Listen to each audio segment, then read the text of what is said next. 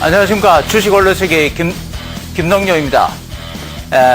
우리가요, 이 주식시장이 성립이 되면서 지금까지 한 번도 변하지 않는 게 있습니다. 바로 뭐냐 하면은 작전입니다. 근데 많은 분들이 이 작전을 생각하기를 주식시장의 한 부분이다, 이렇게 생각하는 경향이 있습니다만은, 가만히 따지고 보면은 작전이라는 것은 주식시장 전체를 통과하는 하나의 본질의 문제입니다. 왜 작전이 주식시장 전체의 문제가 되는가? 만일에 전체의 문제가 된다면은 우리가 작전의 내막을 모르고는 주식을 안다고 해서는 안 되는 겁니다. 그래서 작전을 모르고 주식을 논하지 말라, 이런 얘기입니다. 왜 작전이 주식시장 전체의 문제인가? 이 작전을 파헤친다는 얘기는 바로 주식시장의 속성을 파헤치는 것과 같은 겁니다. 자, 오늘 타이틀은요, 강의 타이틀은 작전에 속지 말자입니다. 작전에 속지 말자. 과연 작전이 뭘까? 한번 펴볼까요? 다음 페이지. 저기 사전에 보면은 이렇게 되어 있습니다. 작전이라는 용어는 전쟁이나 전투에서 적군을 섬멸하고 특정 지역을 점령, 방어하기 위해서 조직적으로 벌이는 군사 행동이라고 되어 있습니다. 작전은 다시 말해서 군사 용어지요. 그런데 이 정권 시장에 언제 들어왔는가는 모르겠지만은 항상 작전이라는 용어가 등장하고 있습니다. 그건 바꾸어서 얘기하면은 주식시장이 한마디로 전쟁터다, 그런 얘기죠. 무슨 전쟁터입니까? 네 돈 내 돈 태워놓고 내가 네 돈 빼앗아가느냐, 네가 내 돈 빼앗아가느냐, 이 돈 빼앗기 전쟁터다, 이런 얘기죠. 이렇게 이해를 하면은 주식시장이 어서서하게 됩니다. 그러나 이 속성을 똑바로 이해하고 여기에 대해서 우리가 대처 방안을 세운다면은 주식시장은 즐거운 재테크 시장이 될 수가 있겠죠. 자, 그러면은 다음 페이지 한번 볼까요? 우리 이 나라에도 작전 금지 법률이 있습니다. 작전하면은 처벌을 받습니다. 자본시장과 금융투자에 관한 법률에서 이 작전을 엄연히 금지하고 있습니다. 작전해서는 안 돼요. 자, 우리 세상에 보면은 범죄가 끊임없이 일어납니다. 법이 없어서 범죄가 일어납니까? 아주 엄격한 형법하고 많이 있죠. 법이 있음에도 불구하고 범죄가 끊임없이 일어납니다. 주식시장에 마찬가지입니다. 엄연히 작전 금지 법률이 있는데도 불구하고 작전은 끊임없이 일어나고 있습니다. 2002년도에 여러분, 작전은 한국만의 현상이 아닙니다. 전 세계 공통 현상입니다. 미국의 앨런사 파산이라든가 이런 미국의 대기업의 대주주들이 파산하기 직전에 이 자기들의 주식을 미리 고가에 팔아버리고 엄청난 이 작전의 문제가 있었습니다. 이때에 미국의 유명한 이 교수가 이런 말을 했습니다. 다음 페이지 한번 볼까요? MIT 레스터 서로 교수라고 유명한 미래학자인데요. 세계적인 IHD 인터내셔널 헤럴드 트리뷴지에 이런 말을 했습니다. 법이 비리를 막아줄 수 있다는 주장은 사기에 불과하다. 법이 있으니까 비리를 다 막아주니까 여러분 걱정하지 마세요. 그 말 믿고 방심했다가는 안 된다는 얘기죠. 이런 논리를 국민에게 역설하는 정부는 거짓말을 일삼는 사기꾼이다. 최선의 답은 개인 소규모 투자자들에게, 바로 주식 투자자를 얘기합니다. 투자자들에게 주식판이란 원래 조작되고 불공정한 게임판이라고 깨우쳐 주는 것이다. 여러분이 제가 하는 말이 아닙니다. 예, 세계적인 이 미래학자 레스터 서로 교수가 얘기하는 겁니다. 그러니까 여러분들 정권시장에 작전금지법이 있으니까 걱정하지 말고 남한테 사기 안 당하니까 믿고 하세요. 그런 소리 떠들어서는 안 된다는 얘기죠. 그래서 이분이 얘기하는 건 뭐냐면은 최선의 답은 개인 소규모 투자자들에게, 바로 여러분들에게 주식판이란 원래 조작되고 불공정한 게임판이다. 이거 작전이 난무하는 판이니까 이걸 깨우쳐 주는 것이다, 이런 얘기입니다. 예, 이건 제가 주식작전 대부 책을 10여 년 전에 썼을 때에 제 이론하고 똑같습니다. 모든 주식은 작전성이 있기 때문에 반드시 이렇게 일반 투자자들이 작전 개념을 알아야 되고 작전에 대한 대처 방법을 알아야 된다. 예. 자, 이렇게 유명한 교수도 이렇게 주장을 했죠. 미국에서. 예. 자, 그 다음 페이지 한번 볼까요? 왜 모든 이 주식이 작전이나 마찬가지냐? 우선 지금 우리가 작전이라고 하는 이 개념은 협의의 개념입니다. 보통 알고 있는 개념은 무슨 얘기냐면은 조금 전에 그 실정법상에 불법 주가 조작에 대해서 금지하고 있습니다. 요거는 실정법상 작전을 얘기하는 거예요. 우리가 보통 작전이다, 뭐 처벌받고 하는 게 다 여기서 나오는 겁니다. 이것만 우리가 작전으로 알고 있기 때문에 문제가 생기는 겁니다.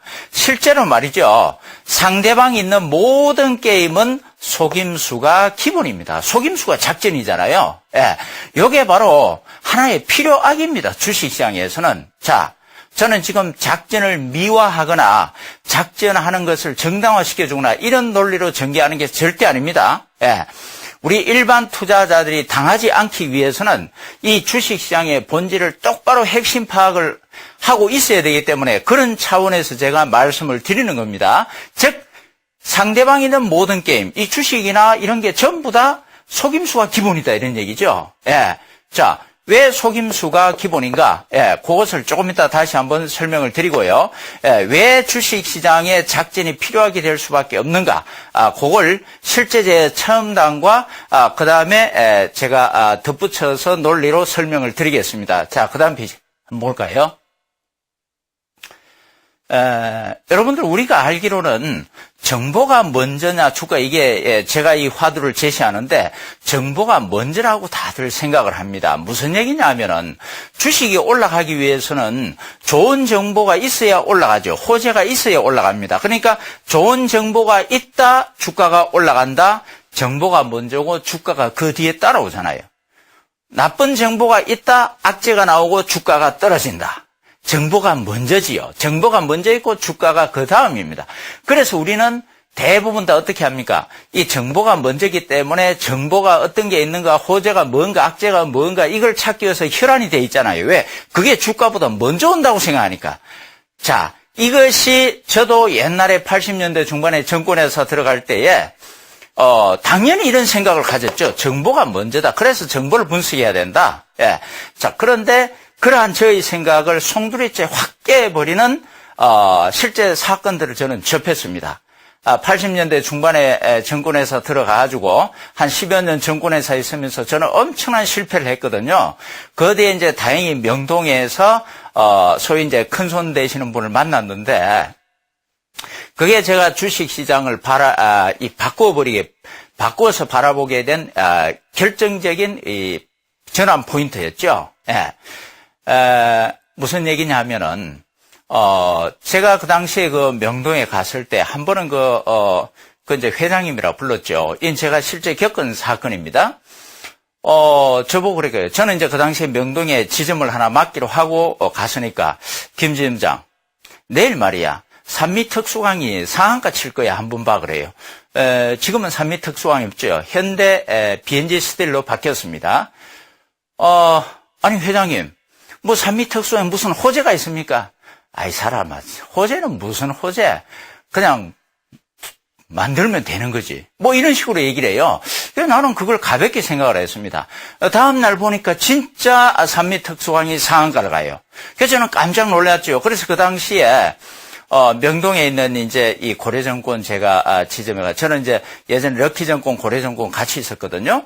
두 분이 있었는데 그래서 가서 직원에게 물어봤죠. 산미 특수강이 오늘 상한가를 쳤는데 이유가 뭔지 알아봐다고 그랬습니다. 그러니까 직원들이 막 이렇게 조사를 하더니 뭐 특별한 정보는 없고 아마 매출이 좀 늘어난 것 같다고 그런 정보가 보입니다. 그래요. 아니 매출이 늘어났다? 매출이 늘어나서 상한가 간다? 매출이 는다? 이런 정보는 사실은 그렇게 특이한 게 아니잖아요. 어쨌든 조사를 해보니까 상한가가 된 뭐 계기가 그렇게 없죠. 예.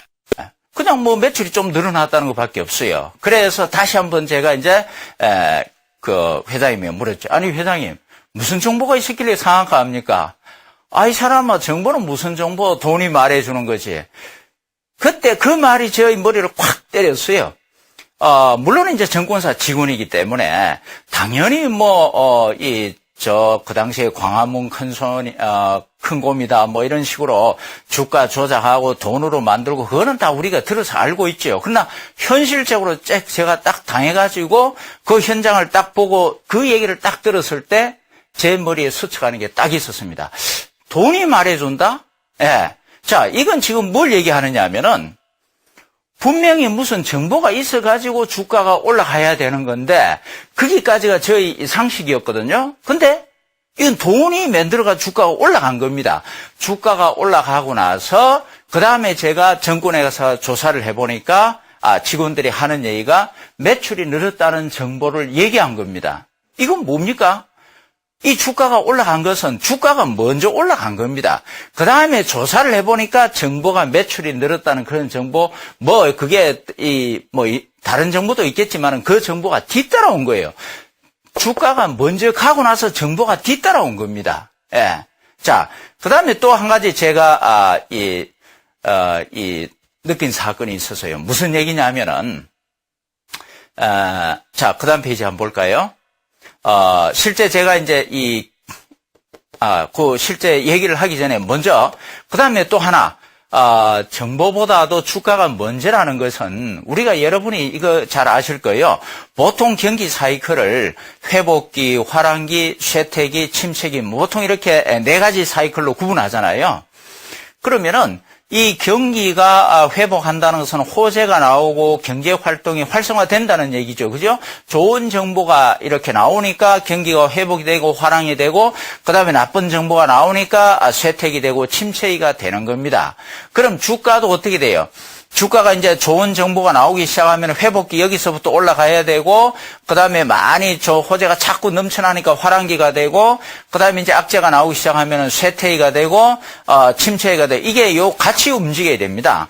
그런데 일반적으로, 이 통계상 보면은, 그 다음 페이지 볼까요?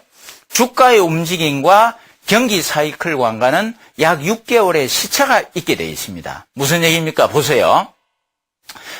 이 노란 부분은 바로 경기 사이클입니다. 경기 사이클, 정보의 사이클이죠. 그런데 주가는 앞에 있습니다. 흰 게 주가입니다. 여기서 지금 주가가, 여기 보세요. 올라가잖아요. 올라가는 거는 여기 바닥에서보다도 약 6개월 앞에 올라가기 시작을 합니다. 그 다음에, 정보의 정점을 치기 전에, 최대 호재의 정점을 치기 전에, 벌써 여기서 한 6개월 전에 먼저 주가는 꺾이기 시작을 합니다.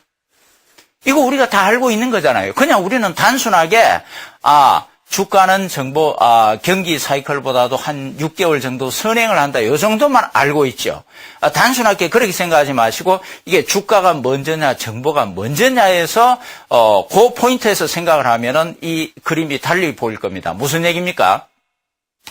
주식은 현재, 이 경기가 좋아지기 때문만이 사는 것이 아니라, 지금 현재는 경기가 안 좋아도 앞으로 경기가 좋아질 것 같으면은 미리 주식을 사죠. 그래서 현재 주가라는 것은 다시 말해서 미래 주식 가치를 현재시키는 미래의 꿈을 얘기하는 거잖아요. 그래서 미래의 꿈을 산다라고도 얘기합니다.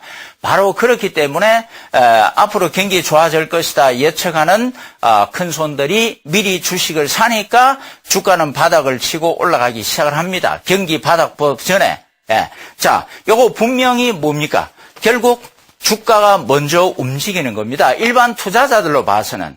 일반 투자자들에게는 이 정보보다도 주가가 먼저 온다 이런 얘기입니다. 일반 투자자들에게 우리가 경기가 좋아졌다고 화랑이다라고 호재다 뭐 이런 식으로 해서 깨달았을 때는 이미 큰 손들은 팔고 나가게 돼 있습니다. 자, 요 2가지 경우뿐만 아니라 여러 가지가 있습니다만은 이 2가지 경우를 보면은 자, 그다음 페이지 한번 볼까요? 결국은 주가가 뭡니까? 정보보다 빨리 온다는 얘기죠. 아까 제가 말씀을 드린 산미 특수강의 경우도 무슨 호재가 있어서 주가가 올라간 게 아니라 돈으로 주가를 띄워놓으니까 그 다음에 정보가 따라온 겁니다. 이런 게 비일비재한 겁니다. 그래서 제가 말씀드리고자 하는 것은 큰 손은 정보가 먼저입니다. 철저하게 정보를 예측을 해가지고 먼저 주식을 사게 되고 그 다음에 주가가 움직이죠. 예. 그 다음에 이제 주가가 나오게 되어 있습니다. 근데 적어도 우리 일반 투자자 입장에서는 속지 않기 위해서는 정보가 먼저다 생각하고 정보를 예측하려고 하지 말고 주가가 먼저라고 생각하고 주가를 먼저 봐야 됩니다. 주가를 본다는 얘기는 차트를 보는 거죠. 예. 그래서 그게 먼저 보고 그 다음에 이제 정보가 나오게끔 되어 있습니다. 예, 요렇게 해야 우리가 큰 손이 먼저 매수하고 매도할 때에 그 시차에 맞춰갖고 움직일 수가 있는 겁니다. 그래서 제가 명동에서 첫 번째 깨달은 게 바로 그겁니다. 적어도 우리 일반 투자자들에게 주식 속성이라는 정보보다도 주가가 먼저다. 정보가 뒤에 오는 걸 갖다 그걸 자꾸 분석하고 들으려고 하니까 실패하는 겁니다. 그러니까 고점에서 사게 되고 저점에서 팔게끔 돼 있죠. 예. 자, 이러한 것을 제가 직접 겪었고요. 그 다음에 이제 제가 또 한 가지 직접 겪은 것을 말씀을 드리겠습니다. 그 다음 페이지 한번 볼까요? 주식시장은 속임수라는 사실을 제가 직접 체험한 겁니다. 간단히 먼저 요약을 드리면은 1995년도에 부양책 촉구 데모 사건이 명동에서 있었고, 그 다음에 89년도에 이 전무후무한 그 우리나라 정시 부양책이 있었습니다. 자세한 건 조금 이따 말씀을 드리고요. 그 다음에 자, 최근에 봅시다. 최근에 여러분 다 아시죠? 최근에 모 정권 TV에서 전문가가 나와가지고 미리 자기가 주식을 사놓고 여기서 여러분 이 주식 앞으로 확실히 올라가니까 막 사시오라고 얘기한 겁니다. 그래서 많이 사가지고 피해를 많이 보고 구속이 됐죠. 예. 여러분, 이게 뭡니까? 속임수 아니에요, 속임수. 자기가 먼저 주식을 사놓고, 불특정 다수들에게 이 주식 좋으니까 사라고 해요. 속임수잖아요. 이 작전입니다. 예. 이러한 속임수 사례들이 굳이 제가 이 사례들을 말씀을 안 드리더라도 최근에 여러분들은 스스로 체험을 한 겁니다. 하고 있는 거고요. 예. 자, 제가 요거를 두 개를 좀 더 구체적으로 말씀을 드릴게요. 95년도 부양책 촉구 데모에 관한 겁니다. 자, 그 다음 페이지 한번 볼까요? 요거 보기 전에 자, 먼저 저를 한번 보세요. 제가 이제 그 명동에 가서 이 주식을 다시 연구하기 시작을 했는데요. 예전에 이제 요즘은 우리나라 정권의 메카다. 그 다음에 정권의 중심지다. 그러면 여의도를 얘기합니다만은, 그 당시만 해도, 명동이 바로 우리나라 정권 시장의 메카였습니다. 중심지였죠. 예. 그래서 중요한 정보는 대부분 다 명동에서 흘러나오고 그랬거든요. 그때 제가 이제 명동에 있었으니까, 94년도 11월 9일 날, 1994년도 11월 9일 날이 우리나라 종합주가 지수가 1145포인트까지 올라갔습니다. 1145포인트가 올라가고 그렇게 하니까 그 당시에 대부분 또 전문가들이 뭐라고 얘기하냐면은 앞으로 드디어 이제 대한민국 정권 시장도 2000포인트 시대를 연다 이렇게 얘기했거든요. 그러니까 이 1145포인트 여기에서 엄청나게 샀을 거 아니에요. 미수 신용 그때는 밥 먹듯이 했습니다. 2.5배로. 그때부터 이제 꼭지를 짚고 떨어져 가지고 1995년도 4월 3일, 13일 날 890포인트까지 떨어졌습니다. 그 당시에는요, 선물 옵션도 거의 안 했고, 없었고, 그 다음에, 이 종합지수와 대부분 주식들이 같이 움직였습니다. 예, 그래서, 이렇게 엄청나게 떨어지니까 또 그 당시의 현상은 뭐냐 하면은 주식이 많이 떨어지면은 투자자들 데모를 심심찮게 했습니다. 데모를 벌여가지고 정부 보고 욕을 하고 대통령 보고 욕을 하고 정시 부양책 내라 주가 올려달라고 데모를 한 겁니다. 요즘 그런 거 전혀 없죠. 아마 최근에 주식 투자 시작하신 분들은 야 그런 게 있었나 이상하게 생각할 겁니다. 실제 많았습니다. 예, 그래서 95년 이 4월 14일 날 4월 14일 날 명동에 정권 빌딩이 있습니다. 그 당시에 이청이 이제 대유정권이라고, 거기서 항상 데모가 일어났는데, 거기서 이제, 데모가 있다는 소리가 들렸어요. 제가 명동에서 항상 27개 정권사 지점들을 조사를 하고 있었기 때문에, 그래서 오후 2시에, 오후 2시죠. 아마 오후 2시에, 명동에서 데모가 열리니까 뭐 이렇게 소리가 들리더라고요. 그래서 뛰어가 봤죠. 네, 그 이제 이 정권사 지점에 이 전광판이 있고 그 전광판 다 꺼요. 예, 투자자들 주가 떨어질 때는 정권사에 대고 전광판 꺼. 말 안 들으면 막 집어 던집니다. 예, 화분이고 뭐고. 전광판 깨지고 그러죠. 예, 그래서 끄라 그러면 꺼야 되는 겁니다. 직원들이 별 볼 일 없이, 힘이 없이. 그래서, 전광 시스판을 끄고, 머리띠 두른 사람이 2명이 나가지고, 물 태우고, 어쩌고 저쩌고 이래 하면서, 외칩니다. 예, 물러가라. 정시부양책 촉구하라. 그럼 이제 옆에 있던 사람들 같이 이렇게 으사으사하고 이렇게 데모를 하거든요. 그런데, 제가 딱 데모를 시작하면서 불과 한 3, 4분 됐을까요? 갑자기 TV, 방송국 카메라들하고 신문 기자들이 우르르 대여섯 명이 몰려와요. 그리고 막 플래시를 터뜨리고 찍습니다. 그래서 저는 깜짝 놀랐습니다. 아니, 어떻게 이렇게 데모한다는 걸 알고서 불과 몇 분도 안 돼가지고 방송국 카메라하고 기자들이 즉시 와서 이렇게 취재를 할까? 그렇게 생각하는데 또 옆에서 그래요. 사람들이 웅성거리는데 가만히 얘기를 들어보니까, 아니, 저 친구들 오늘 일당 얼마씩 받았지? 바로 이때다 빨리 주식 사자 막 그래요. 야, 이상하다. 그래서 이제 그 데모 끝나고 나서 옆에 이제 서명 다 받고 나서 제가 그분들 찾아가서 물어봤습니다. 물어보니까, 일당이 뭐고, 그게 뭐냐 그러니까, 이거 모르냐고, 저 친구들 맨날 큰 손들한테, 작전 세력들한테 일당을 받고, 주가가 떨어지면은 데모를, 주동을 한다 그럽니다. 예. 그렇게 해서, 데모를 주동을 하면은, 이 명동에서, 데모가 일어났다. 그리고, 방송이나 신문 기자들한테 미리 알린답니다. 사전에 우리가, 어디서 몇 시에, 데모할 거니까 그때 와서 취재를 해달라. 그렇게 취재를 해가지고 다음날 신문이나 방송에 나가게 되면은, 저 부산이다, 광주다, 대전이다, 대구다, 전국적으로 야, 명동에서 데모가 일어났다. 우리도 데모하자. 이거 데모하면 돈 문제잖아요. 물불 안 가리지 않습니까? 그래서 또 전국적으로 데모가 일어납니다. 이렇게 막 데모가 일어나면은 민주화라 그러지만 그다음 이제 군사 정권 출신들이 잡고 있을 때는 제일 두려워한 게 국민들 데모잖아요. 그러면 이제 1차 부양책, 2차 부양책 막 얘기가 나갑니다. 그러다 보면 이제 주가가 올라가죠. 그러니까 이 데모꾼들을 동원한 이 큰손 작전 세력들은 미리 주식을 사놓고 폭락할 때에 그 다음에 데모를 유발시킨다. 그런 얘기입니다. 자, 보세요. 실제로 여기 한번 보세요. 그 당시에 1995년 4월 15일 날 매일경제신문에 발표됐던 겁니다. 요건 제가 자료를 딱 갖고 있었던 거예요. 4월 15일 발표니까 4월 14일 날 데모가 일어났다 그랬잖아요. 여기 보세요.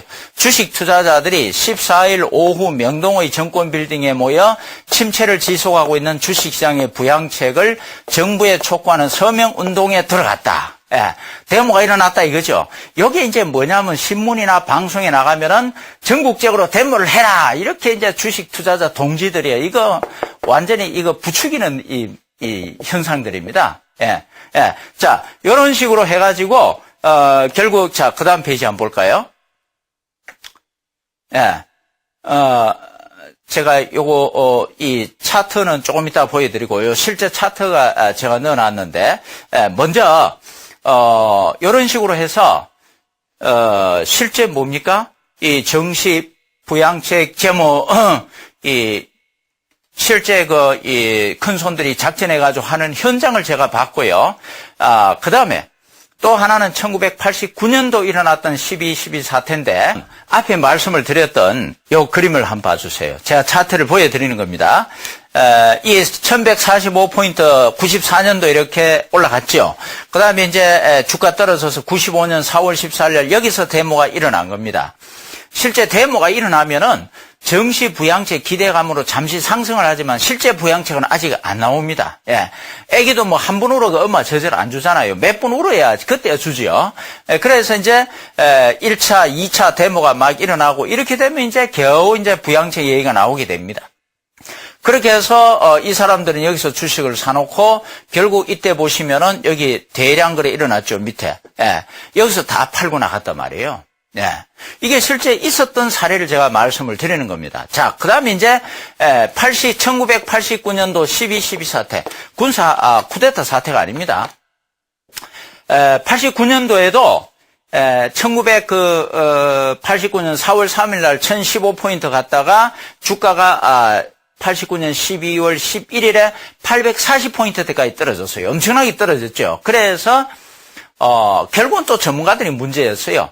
1000포인트 올라갔을 때 2000포인트 간다고 다 같이 흥분하니까 일반들이 너도 나도 미수 찍고, 신용 매수하고 해서 다 깡통 차는 거죠. 그래서 또 데모가 일어나기 시작한 겁니다. 엄청나게 일어났습니다. 그 당시에는요. 그 당시에 일어난 게 이제 죄송합니다만 실제 있었던 일입니다. 물태우 물러가라 이런 식으로 있었던 거예요. 94년도에는 YS 정부 시절이고. 자, 어쨌든, 그렇게 하니까 깜짝 놀라는 이제 정부가 재무부 장관이 직접 담화를 발표합니다. 전 세계 전무후무한 정권시장의 부양책이 발표가 된 겁니다. 그때 실제 뭐라고 발표를 했느냐 하면은, 앞으로, 이 정부는 주식시장에 한국은행의 발권력을 동원해서라도 주식을 매입을 하겠다. 이렇게 발표를 해버린 겁니다. 여러분, 발권력이 뭐예요? 돈을 찍어내는 권한입니다. 세상에 정부가 돈을 찍어내가지고 무제한으로 주식을 사겠다는데 흥분 안 할 일반 투자자가 어디 있습니까? 그래서 수많은 일반 투자들이 이거 발권력까지 동원해서 주식을 매수하니까 이제는 무조건 간다 그러고 그때 일반 투자자들이 엄청나게 주식 투자에 뛰어들었습니다. 그때는 무조건 미수 찍고 신용 매수 들어갔습니다. 저도 그렇고 정권시장 직원들이고 고객들 다 미쳤죠, 그 당시에는. 자, 그래서 정부가 막 주식을 매입하기 시작을 했는데 무려 그 당시 2조 7천억어치를 매입한 때가 딱 발표부터 딱 열흘 사이입니다. 열흘 사이에 2조 7천억어치를 매수를 했고 거기에 일반 투자자가 동참을 해서 1조 원어치를 매수를 했습니다. 3조 7천억을 매수를 했는데 그 다음 페이지 차트 한번 볼까요? 여기 한번 보세요. 생생한 역사적 현장입니다.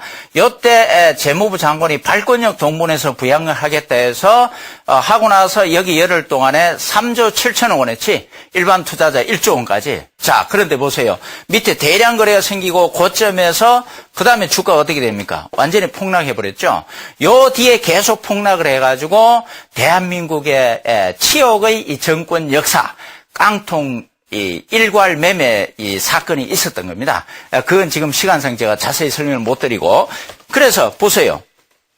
아니, 정부가 열흘간 샀는데 열흘간 2조 7천원에 매수를 해보니까 이거 매수를 해도 안 되는 거예요. 그래서 무제한 사겠다 그래 놓고 열흘 사고 나서 잘못하면 국가 파탄 나겠다 그래가지고 수습해버린 겁니다. 그 사이에 무려 3조 7천원어치를 은행 단자 회사 그 당시에 보험회사 큰 손들 다 팔아버린 겁니다. 3조 7천원어치를. 자, 요 사건을 한번 보세요. 이거 선의로 생각하면은 정부가 이 재정이 모자라서 잘못 판단을 그렇게 했다고 할 수 있겠지만은 객관적으로 볼 때 일반 투자자는 여기서 다 깡통을 찬 겁니다. 통화는 깡통 계좌 정리 사건이 있어서니까 다 깡통 차버린 거예요. 그게 결과적으로 뭡니까? 정부가 일반을 속여버린 겁니다. 결과적으로 그래 돼버린 거 아니에요. 믿고 샀는데 속았잖아요. 정부는 그럴 고의가 없었을지 모르겠지만 없었겠죠. 그러나 한편 이런 문제도 나왔습니다. 정치 자금을 마련하기 위해서 블랙마니를 만들기 위해서 의도적으로 그렇게 띄웠다는 얘기도 나오긴 했으니까요. 어쨌건 결과론적으로 일반 투자자들은 속아버린 겁니다. 자, 제가 말씀을 드렸죠. 첫 번째 94년도에 주가 부양책 큰 손들이 명동에서 데모꾼들 시켜가지고 데모 부추겨가지고 미리 주식 사놓고 그 다음에 전국에 데모 일어나서 일반 투자를 사게 해서 팔아버린 거 속임수죠. 그 다음에 12.12 사태도 정부가 일으킨 하나의 속임수 사태였습니다. 결과론적인 얘기입니다. 고의가 있었든 없었든 간에. 그 다음에 또 여러분 모든 투자자는 따지고 보면은 작전 심리를 다 가지고 있습니다. 무슨 얘기냐면은 여러분들 생각을 해보세요. 제가 옛날에 정권회사 객장에 있을 때 보면은 많은 분들이 이렇게 했습니다.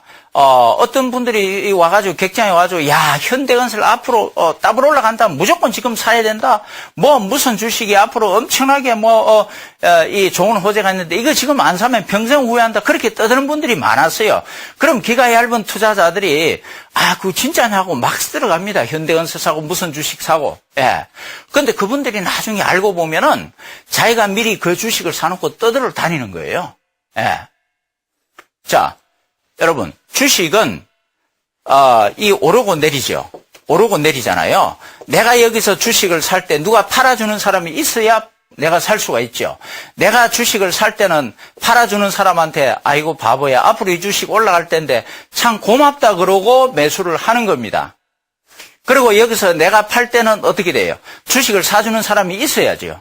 그러니까 내가 팔 때는 고맙다 앞으로 주식이 폭락할 텐데 미안하다 그러고 파는 겁니다. 그러나 그렇게 할 필요가 없는 것이 내가 여기 주식을 매수를 할 때 여기서 파는 사람은 또 이렇게 생각을 합니다. 아이고 바보야 앞으로 주가가 폭락할 텐데 내 주식 사줘서 고맙다 그러고 파는 사람이에요.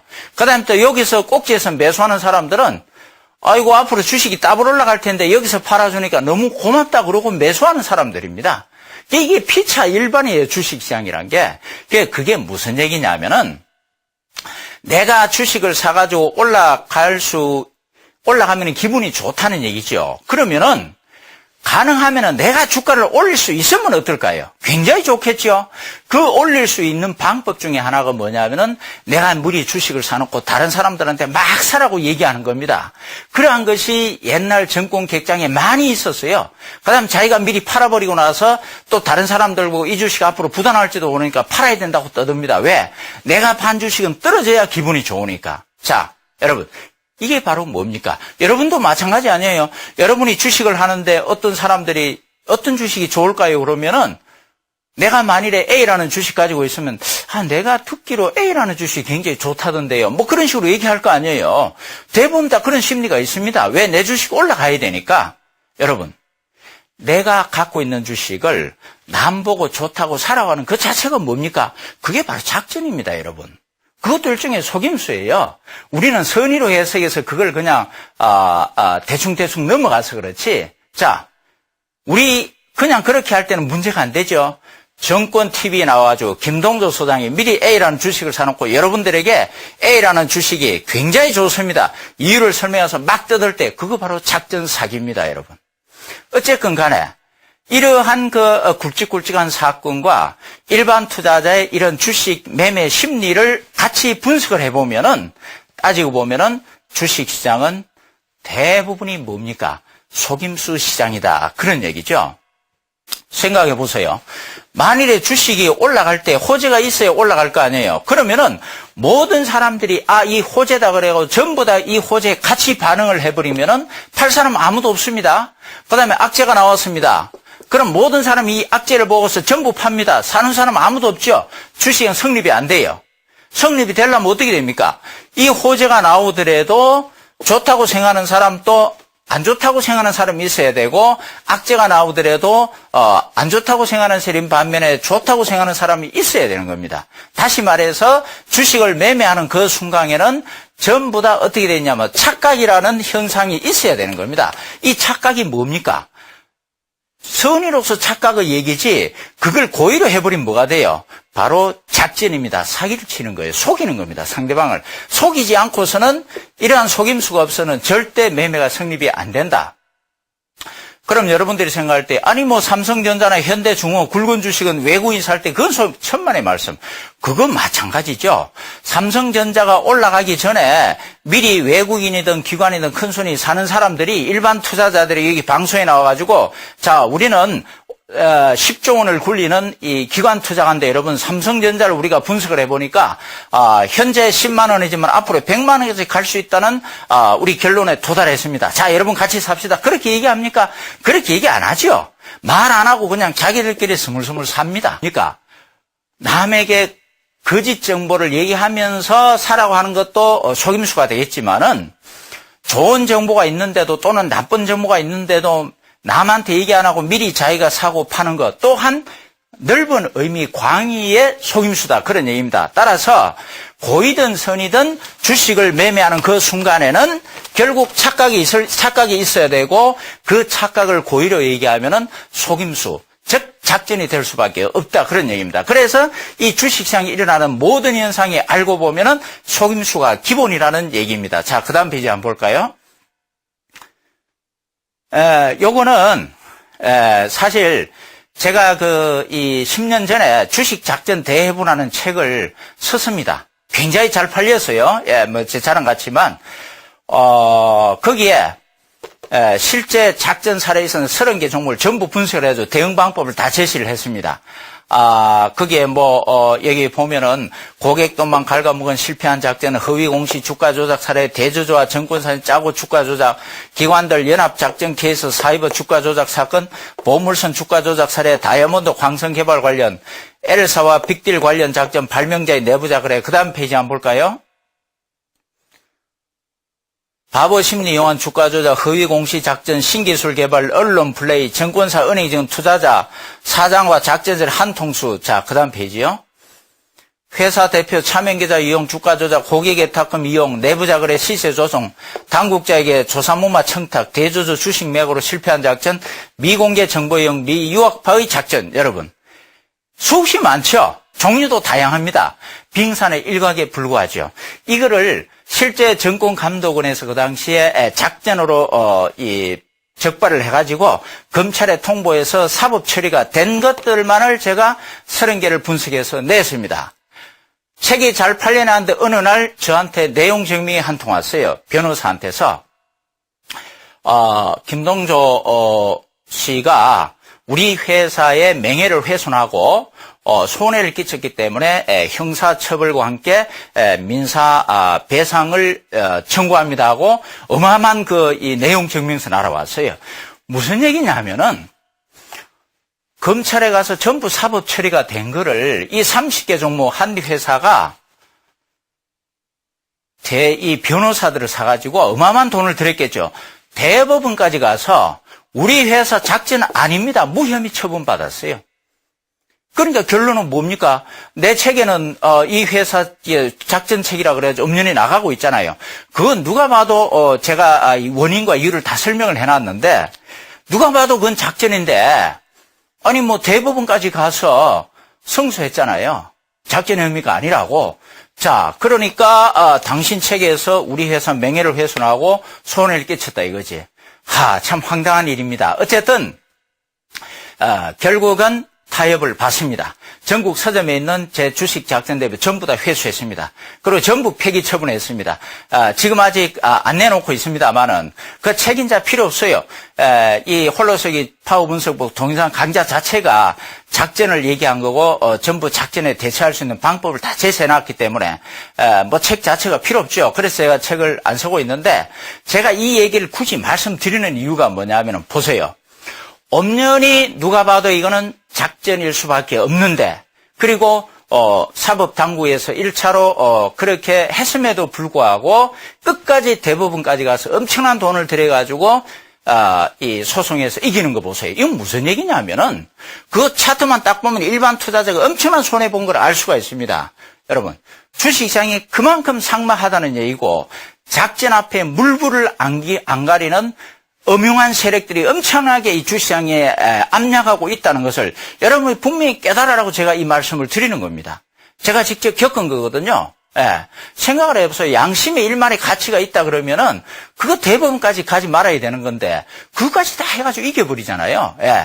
그 법의 판결이다 하는 것이 우리 실체적 진실하고는 동떨어지는 경우가 많습니다. 왜? 특히 정권 분야는 판검사들이 이 정권 분야에 대해서 속성을 모르는 분들이 많아요. 그냥 실정법상의 조문 몇 조문 갖고 이가 지금 판단하거든요. 그거하고는 다른 겁니다. 자, 어쨌든 그래서 제가 작전이 굉장히 중요하다는 걸 여러분에게 말씀을 드리는 거고. 자, 그 다음 페이지 한번 볼까요?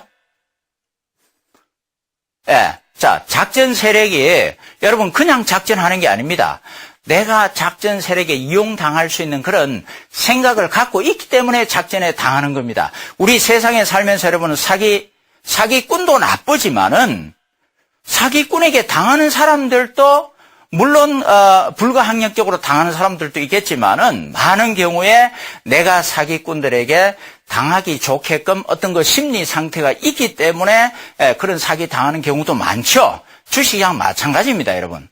내가 사기꾼들에게 당할 수 있는 그런 심리를 갖고 있기 때문에 당하는 경우가 많다. 자, 보세요. 첫째, 공짜 심리입니다. 여러분, 공짜 심리는 뭐냐면은 내가 주식에서 돈을 벌려면은 돈 벌려는 건 미리 그 속성을 알아야 되잖아요. 돈벌이에 대해서. 그건 모릅니다. 그리고 함부로 남한테 물어서 돈 벌려고 그러잖아요. 세상에 그렇게 돈벌이 쉽게 하는 방법이 어디 있습니까, 여러분? 그게 바로 공짜 심리입니다. 전문가에게 회비 내고 그게 공짜, 안 공짜 그런 개념이 아니에요. 내가 스스로 알지 못하고 하려는 사고방식. 이거는 왜 그러냐면은 내 주관적인 감정이 개입이 되는 문제이기 때문에 감정 내 스스로 컨트롤 못하면은 이 주식 성공하기 굉장히 힘듭니다. 그래서 내가 스스로 알지 못하면 안 된다고 끝까지 제가 주장을 하는 것이고, 왜 여러분들 쉽게 그렇게 남한테 의존해서 돈 벌 수 있을 것 같으면은 왜 학생들은 비싼 등록금 내고 학교 왜 다닙니까? 그 다음에 돈 얼마씩 못 버는 거 노동자들 왜 그 쇠 빠지게 어렵게 노동합니까? 기차 기관사는 왜 그걸 해요? 그냥 돈 좀 모아가지고 남한테 물어가지고 대충 대서 돈 벌어가면은 그거 다 학교 다닐 필요도 없고 기차 운행할 필요도 없잖아요. 사회가 올 수도 없게 돼 있습니다. 그러나 세상에 이런 격언이 있잖아요. 세상에서 가장 대가를 크게 치러야 하는 것이 바로 공짜라는, 공짜만큼 비싼 대가를 치러야 하는 건 없다고. 그러니까 이 주식시장에 들어와서 남한테 함부로 의존해서 돈을 쉽게 벌려고 하는 사람들, 많은 사람들이 나가 떨어지고 있죠. 안타깝습니다. 그러나 한편 객관적으로 생각해 보면은 그게 주식시장의 순기능일 수도 있습니다. 바로 그러한 현상이 있기 때문에 오늘 또 열심히 땀 흘려서 우리 사회 안전망을 책임지는 분들, 그리고 돈 몇 푼 안 되지만 끝까지 은행에 저축하는 사람들, 그런 분들이 있는 겁니다. 공짜 심리, 바로 이것 때문에 당하는 겁니다. 남한테 의존한다는 자체가 바로 정보를 듣는 거거든요. 그러니까 거기에 딱 이 작전 세력들이 포인트를 맞추는 겁니다. 근데 내가 남한테 의존 안 하게 되면은 나 혼자 산에 들어가서 덕도하는 심정으로 해버리게 되면은 산속에 있는 사람한테 사기 못 치잖아요. 세상에 나와 있는 대중들한테 사기 치잖아요. 예, 원천 봉쇄가 되는 겁니다. 그 다음 두 번째, 군중 심리입니다. 남들이 같이 다 어울려 다닐 때, 옛날 정권에서 객장에 보면은 어떤 사람이 이 주식 좋다 그럼 같이 따라 사고, 또 저 주식 나쁘다 그러면 같이 따라서 팔고, 정광시세반에 전부 다 주가 올라갈 때 뻘겋게 되면은 거기서 객장의 사람들 쳐다보면 얼굴이 전부 붉게 물들어가지고 단풍잎처럼 울그럭불그럭 웃고 있습니다. 근데 주가가 떨어질 때 시퍼렇게 돼 있으면 전부 다 얼굴이 부르죽죽 이렇게 돼 있어요. 찡그리고 있습니다. 다 대중심리입니다. 한꺼번에 같이 움직여요. 그러한 것이 바로 작전 심리의 이용이 되는 겁니다. 그런데 그러한 객장의 모습들이 지금은 정권 TV나 정권 인터넷 사이트에서 벌어지고 있다는 사실, 그 이상은 제가 얘기 안 하겠습니다. 그 다음에 일확천금 심리, 한 방에 크게 빨리 벌어야 되겠다는 심리, 발로 빨리 벌어야 되겠다는 심리가 확실한 정보, 끝내주는 정보, 대박 정보. 그래서 보물선이 있냐 한다, 말도 안 되는 이 호재가 나와도 그걸 진위 여부를 판단하기 전에 후딱 사버리잖아요. 그러한 심리를 노립니다. 그 다음에 단타 심리, 샀다 팔았다. 간단한 예로 데이트레이딩 볼까요? 데이트레이딩 이 신념이 뭡니까? 오늘 산 주식은 집에 안 가져간다. 즉 오늘 아침에 오늘 산 주식은 야당은 오늘 팔아버린다 이거 아니에요. 내일이 어떻게 될지 모르니까. 그럼 그러한 심리가 많이 일반화될 때 큰 손들 작전은 간단합니다. 무조건 사야 될 거 아니에요. 일단 아침에 사면은 어떻게 돼요? 아침 시세가 많이 올라가죠. 그러한 심리를 이용하는 간단합니다. 큰손 작전 세력 같으면 특정 종목 A를 오늘 종가에 미리 사놓습니다. 그 다음에 내일 아침에 이 주식 인터넷상이나 어디다 정보 올려갖고 올라가면 아침에 팔아버려요. 그러면은 그 고점에, 오전에 고점에 물려갖고 일단 일반 단타주의자들 어떻게 합니까? 팔아야 될 거 아니에요. 그러니까 종가 끝날 무렵에 다 팔 수밖에 없습니다. 투매가 많이 나와요. 그 다음에 그때 또 받아버립니다. 받고 그 다음 또 올려버려요. 그 다음날 또 이런 식으로 예를 들자면은 아주 일반 투자자가 언제나 사고 팔기 때문에 작전하기 굉장히 좋다. 그 다음에 이제 바보 심리입니다. 바보 심리가 뭐냐면은 실제 물건의 가치와는 관계없이 가격이 올라가면은 착각해서 매매하는 겁니다. 즉, 사과가 하나에 10만 원짜리가 있습니다. 그 10만 원짜리를 홍길동이가 삽니다. 그 잘못된 행동이죠. 머리가 안 돌고서는 10만 원짜리 사고가 어디 있습니까? 그러나 홍길동이는 그 10만 원짜리 사고를 두고 보니까 나중에 그걸 한 달 후에 15만 원에 팔아요. 놀랍게도. 예, 바로 이겁니다. 가치와 상관없이 비싼 값에 사더라도 더 비싸게 팔 수 있다 그러면은 그게 바로 이 주식시장에 일어나는 바보 심리입니다. 이 투기의 대표적인 게 1600년대 네덜란드에 있었습니다. 네덜란드의 튤립 한 송이가 330만 원까지 올라갔습니다. 우리나라 돈은 놀랐죠? 그 330만 원짜리가 앞으로 1000만 원 간다 그래가지고 집 팔고 논 팔고 엄청나게 투자했다가 나중에 3만 원까지 폭락을 해버렸습니다. 튤립 사건이죠. 이런 바보 심리를 이용을 합니다. 다시 말해서 이유도 없이 주가를 끌어올리게 되면은 지금 이 주식이 지금 사갖고 더 높은 데 팔 수 있다는 생각을 갖고 막 뛰어듭니다. 다 미쳐버리는 거죠. 그러한 심리를 이용을 합니다. 정보 맹신 심리. 지난 시간에도 얘기했죠. 정보를 맹신해가지고, 허위인지도 모르고 또, 과소평가해가지고 이용을 하게 되어 있습니다. 정보를 가지고 결국은 작전을 벌이는 겁니다. 작전의 바로, 하나의 도구가 정보라는 생각을 하셔야 됩니다. 그 정보를 배제해버리고 냉정하게 딱 차트를 보게 되면은 바로 파워 분석에서 큰 손의 움직임을 어느 정도 확률상으로 포착해 나갈 수 있다. 그런 얘기입니다. 자, 그 다음 볼까요? 작전주 대처 방법은 정보를 배제해야 됩니다. 이건 말씀을 드렸고, 그 다음에 이제 특정 종목 공개 추천을 하는 걸 여러분이 조심을 해야 됩니다. 확률상 여러분, 만일에 어떤 A라는 제약회사가 지금 나오는 비아그라보다도 10배 이상 전혀 부작용 없고 또는 암 치료를 100% 할 수 있는 신약을 개발한다는 그 어떤 정보를, 확실한 정보를 여러분이 알았다고 생각하세요. 그럼 그 확실한 주식이 앞으로 10배, 20배 올라갈 텐데 여러분은 그 주식을 여기 방송 나와서 얘기하겠습니까? 그런 사람은 아무도 없을 거예요. 나만 오면 몰래 사죠? 그러면은 확실히 올라갈 수 있는 주식을 남한테 추천하는 사람이 있을 수 있겠습니까? 있을 수 없겠죠. 그럼에도 지금 대한민국 정권 시장에는 이 주식 확실히 올라간다고 정권 방송마다 인터넷 사이트에서 떠드는 사람이 굉장히 많습니다. 자, 그 경우는 왜 그럴까? 첫째, 확률상 종목을 추천하는 겁니다. 올라갈 수도 있고 내려갈 수도 있는 걸 확신을 불어넣습니다. 맹신해가지고 사익금에서 쪽박차게 만들죠. 그 다음에 두 번째, 사전 매수 종목 추천. 아까 제가 말씀을 드렸습니다. 자기가 미리 그 주식을 사놓고 막 거품을 물고 외칩니다. 시청자들에게. 그럼 여러분들 살 수밖에 없잖아요. 정권 TV 나오면 대단한 사람으로 생각을 하니까. 그래서, 이 소위 이제 사기치는 거죠. 그 다음에 세 번째, 작전 진행 중인 종목을 추천하는 겁니다. 주로 중소형주 코스닥은 말이죠. 다 주인이 있어요. 작전 세력들. 그 사람들이 작전을 벌이고 있는데 전문가라고 쓰고 그 종목을 하나 추천을 했다. 그래서 어떤 현상이 일어나는가. 그 다음 페이지 보겠습니다. 공포점의 투매 유발하기입니다. 이게 무슨 얘기냐면은 작전 중인 종목을 어떤 전문가 추천해버리면은 큰 손이 확 팔아버립니다. 그럼 떨어지면은 공포심리에서 투매를 유발해서 받아버리고 냄비 심리용 지치게 만들게. 작전 중인데 이 추천하면은 안 올립니다. 올랐다 내렸다 계속 옆으로 끓이면은 지쳐갖고 팔아버리게 되고 그 다음에 곧바로 급등시켜버립니다. 바로 아침부터 상한가 날아가 버려요. 그럼 못 잡죠. 그 다음에 작전 개입이 없을 때는 이건 무슨 얘기냐면은 작전 개입이 없는데 일반들끼리 사라 그러면 일부는 돈 벌지만 나머지 전부 다 쪽박차게 되어 있습니다. 자, 그 다음에 그래서 작전 주식에 대한 효과적인 대처만 그 다음 페이지 한번 볼까요? 이거 말고 다음 페이지 없어요? 예. 자, 예. 제가 그래서 이 주식 작전 대본하는 책을 절판을 시켜버렸다 그랬죠. 그 사람들 항의가 있어가지고. 예. 그러니까 이제 지금 책을 쓰는 것보다도 여러분이 동영상을 보고, 본질을 파악하고 대응하는 게 좋습니다. 지금 제가, 오늘 말씀드린 게 결국은 뭐냐면은, 작전이라는 개념을 이 주식시장을 폄하하거나 어떤 부정적으로 본다는 개념이 아니고, 그 작전이 일어나고 나서 그 다음에 처벌해봐야 필요가 없습니다. 왜냐하면 나는 이미 손해를 봐버렸잖아요. 그래서 우리 일반 투자자들이 미리 그 작전에 대한 개념을 알고 이 주시장의 속성을 알고 미리 대처를 해야지만이 그러한 사태를 미연에 방지할 수 있다. 그런 얘기입니다. 그래서 이 주식시장 전체 간의 작전의 개념이 통과하고 있다.